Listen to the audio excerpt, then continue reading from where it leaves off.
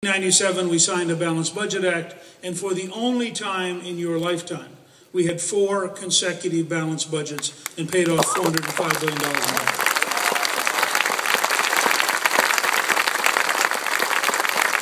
So I've participated twice, once as a junior member, once as speaker, in massive job creation. 16 million new jobs with Reagan, 11 million new jobs during the 4 years I was speaker. What about the debt?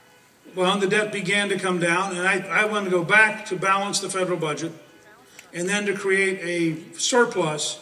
We have to have the discipline to run a surplus for probably 20 years, and gradually pay the debt down, get it down to about 40% of the gross domestic product, which means we will have paid off all of the Chinese bonds. So the ideal American policy is to run an American energy program that is so robust that no American president ever again bows to a Saudi king.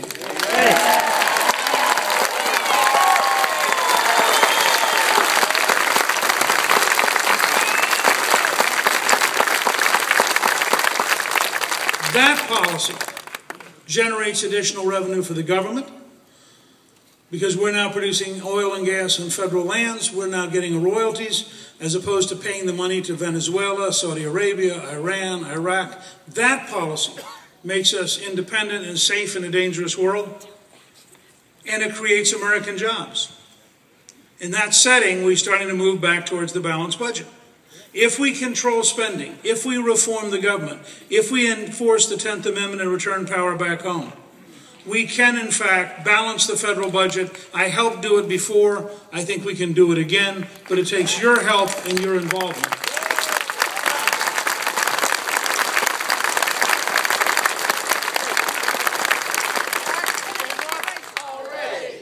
Taxed enough already! Taxed enough already! Good. Taxed enough already! I tell everybody, we're not a country that is overtaxed, we're a country that is overspent. And what we got to do is bring taxes down. We are not going to raise taxes. I'm against any tax increase, which is why I found the Obama proposal the other night so destructive. I think it just kills jobs and puts us further in debt in the long run. So we can do this. The second big issue of the campaign is going to be equally simple. I stand for American exceptionalism. I believe in the Declaration of Independence. I believe in the Constitution. I believe in the Federalist Papers. It's clear the President believes in Saul Alinsky and European socialism. The gap is this big. We need a national debate. Do we want to become a European-style, government-dominated society? No! Do we want to return to the basic principles of the American system? Yes! And so that's the second big issue. And the third big issue, frankly, is national security. The question is very simple. Is the world dangerous and do we need to be strong? Yes! Or are we just misunderstood and weakness will help others like us more? But isn't that the choice? You have a president who treasures weakness in the face of danger, who wants to weaken the American military, who wants to understand our enemies. You know, if only he and Ahmadinejad could get together long enough, everything would work out. If you watched his visit with Chavez, it was an embarrassment. He's greeting Chavez, he's smiling, and Chavez is giving him an anti-American book as a deliberate insult. And the president didn't have a clue. But then you can say that about so many places he's visited. So I think 3 issues. If you're for paychecks, you're with us. If you're for food stamps, you're with Barack Obama. If you are for American exceptionalism, you're us. If you're for European socialism and Saul Alinsky radicalism, you're with Barack Obama. If you are, in fact, in favor of a strong America in a dangerous world, you're with us. If you're for a weak America that tries to appease its enemies, you're with Obama. I think that's what this whole campaign is going to be about. Now,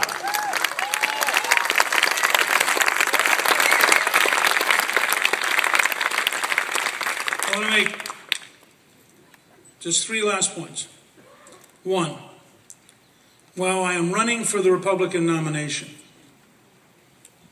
this will be an American campaign.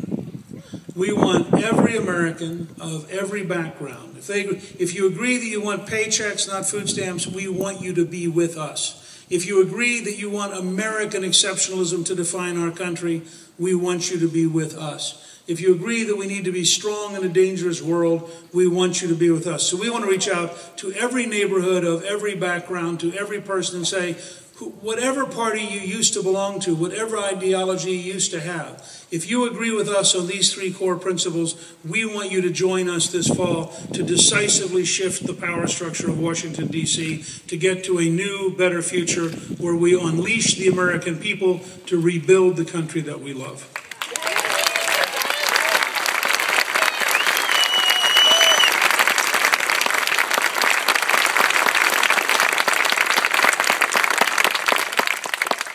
In terms of unleashing the America that we love, the American people, and I just got passed up a quote from Ronald Reagan. I have a wide range of speechwriters on a random basis. But it's such a good quote. And it actually gets to the next point I was going to make. It says, it's not what a president does that makes him great, it's what he gets his people to do that makes him great. Ronald Reagan, it's quoted at the ranch, and I'm keeping this.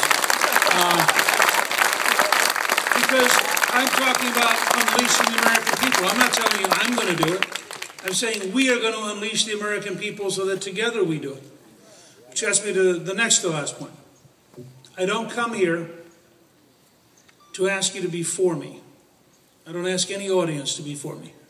Because if you're for me, you vote and you go home and you say, I sure hope Newt can get it done. No one person, not even the President of the United States, can truly change this country.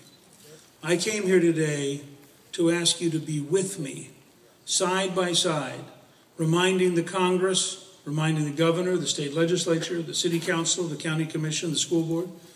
Together, the American people can in fact get America back on the right track.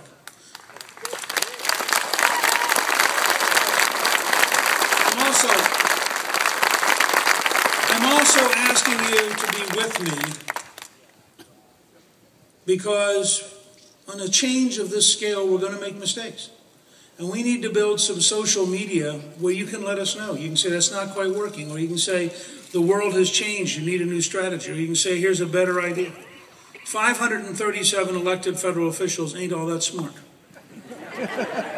But millions of Americans working together can come up with an amazing range of solutions.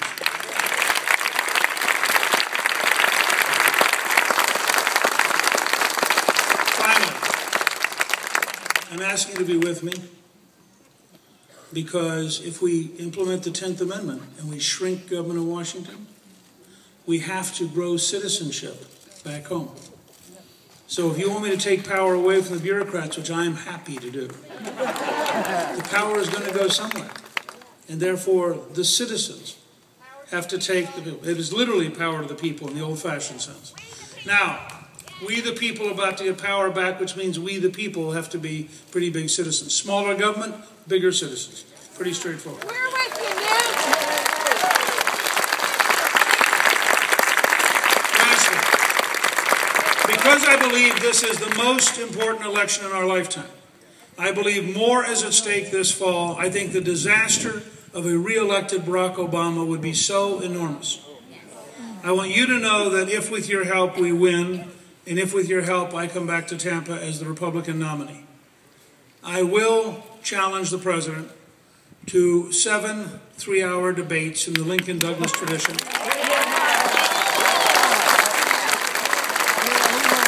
With a timekeeper with no moderator. I will also admit in advance, I will concede that he can use a teleprompter. You've got, I mean, after all, if you were going to try to defend Obamacare, wouldn't you want to be able to use a teleprompter? Now, he will initially, I suspect, not be excited by this opportunity. But Abraham Lincoln taught me a thing or two, and one of them was that when he announced Senator Douglas didn't want to debate either. So Lincoln would follow Douglas wherever he went by one day, and he would answer him. And after about 3 weeks, Douglas figured out the newspaper coverage was always Lincoln answering Douglas. And so he said, all right, I'll debate you. They had 7 debates. They were published all over the U.S. They were put into a book and were a key reason why Lincoln became the nominee in 1860.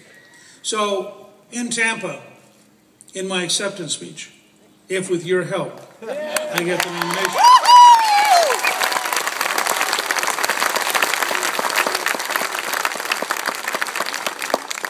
in Tampa, I will announce that if the president has not yet accepted the offer of 7 debates, as of that night, the White House will become my scheduler. Wherever the president goes,